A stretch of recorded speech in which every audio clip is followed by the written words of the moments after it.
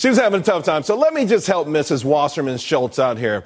The Socialist Equity Party has already laid out their demands. If you go to the website, they say, hey, we want access to jobs. We want livable wages. We want health care for everyone, education for everyone, remove student debt, withdraw the troops from around the world, and end the ruling class. I got to tell you something. That sounds a whole lot like the Democratic platform to me. Joining us now is trial attorney Erin Ehrlich and Kirsten Haglund, Miss America 2008, and also Styrk.com's anchor. Still with us, of course, Scott Brown. Senator Brown, sorry I goodbyed you too early there.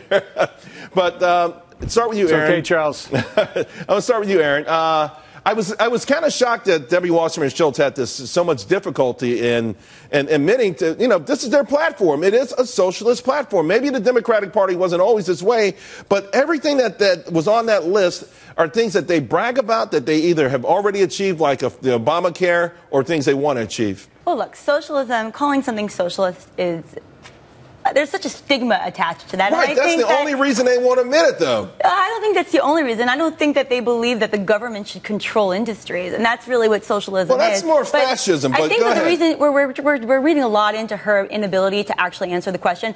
Kissinger used to say, does anyone have questions for my answers? And she just probably wasn't prepared to answer the question the way that he wanted her to answer, and then he was bullying her the whole time. But can you tell me really distinctly, we hear all the time Democrats saying we need to somehow remove student debt, cut it out, forgive it to a certain degree. President Obama's one of his crowning achievements is the withdrawal of American troops and the refusal to send them back in.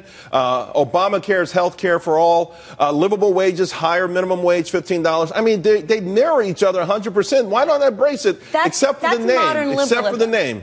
That's modern liberalism. That's not socialism. Socialism is government control. It's government saying, hey, we're going to buy the airline industry. Hey, we're going to purchase the healthcare industry. They haven't, even though through Obamacare, that's not what they've done. And Medicaid and Medicare. Well, some of these ideas do look very similar. And it's true, the Democratic Party throughout the 20th century, at least, has shifted a lot in what it believes, as has the Republican Party. And where they're at now really was born out of Teddy Roosevelt's Progressive Party. So they've taken a lot of those. You're right. Socialism can be a very dirty word, and Americans are afraid of it. That's why they're trying to sneak in the back door, say, we're not socialists. We believe these things. And they inflame people's emotions. They want to believe those things. But Democrats disagree with Republicans on the mechanism for growth. Democrats believe it's government. Republicans believe it's stimulating the free market. Senator Brown, I would ask you to break the tie here. I mean, let's face it. It almost doesn't matter what the labels are. We do know that Americans are being asked to choose from are much bigger government, making a lot of decisions from you and taking from the so-called rich and maybe somehow giving it out to the poor.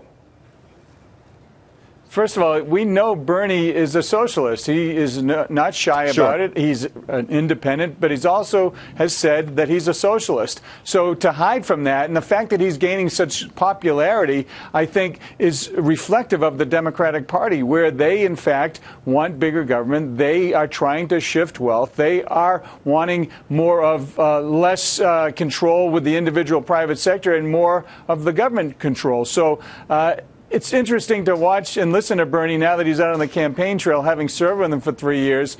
His rhetoric hasn't changed, and that's one thing I do respect about him. I don't agree with a thing he says, but he is what he is. He believes what he believes. It's just nothing that I believe. And what Hillary Clinton is doing, she's having to come to the left to get those Bernie Sanders voters, because guess what? In New Hampshire, for example, the independents are going to be playing in the Republican primary, and the Democrats, the traditional far-left Democrats, are going to stay home and vote, and they're voting for Bernie Sanders, and that's trouble for Hillary Clinton. Bernie Sanders is saying, hey, I'm a socialist, and if everyone's running on the same platform, you've got to be a socialist too.